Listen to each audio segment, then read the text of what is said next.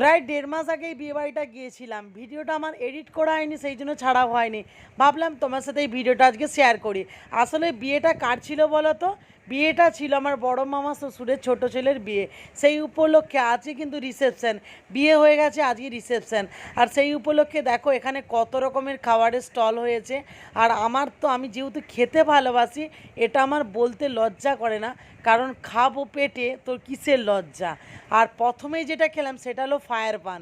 আসলে আমি অনেক ভিডিওতে দেখেছি ফায়ার পান খাচ্ছে, এটা আমার কিন্তু খুব খাওয়ার ইচ্ছে ছিল। যাই হোক, আমার ঈশ্বর আমার এই ইচ্ছেটা পূরণ করে দিয়েছে। আমি তারপর ফায়ার পান খেয়ে আমার যা অবস্থা হলো, পুরো মুখ পুরো তেতো হয়ে গেছে। মানে 10 মিনিট মানে মুখে কোনো স্বাদ ছিল না, এত বাজে খেতে হয়েছিল। তারপর আমি 10 মিনিট পর খেলাম আইসক্রিম, যখন মুখটা তেতোটা কেটে গেল। আর আইসক্রিমটা খেতে আমার দারুণ লেগেছিল, বহুত দিন পর এরকম একটা আইসক্রিম খেলাম।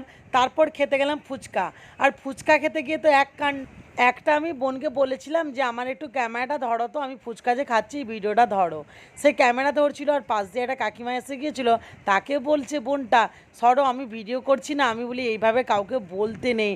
আমার নিজেকে এতটা খারাপ লাগলো বন্ধুরা, কি বলবো। তারপর দেখো এখানে আমি খেয়ে নিলাম, অনেক রকমের জুস হয়েছিল। প্রথমেই নিয়ে নিলাম স্ট্রবেরি জুস। আর স্ট্রবেরি খেতে কিন্তু আমার খুবই ভালো লাগে। আর স্ট্রবেরি জুসটা কিন্তু দারুণ হয়েছিল। উপর দিয়ে পুদিনা পাতা দিয়েছিল, আর অনেক রকমের কি দিয়েছিল, স্প্রাইট দিয়েছিল।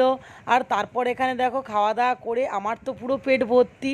তারপর এখানে রাত্রে কিন্তু ডিনারে আমি কিছুই খেতে পারিনি।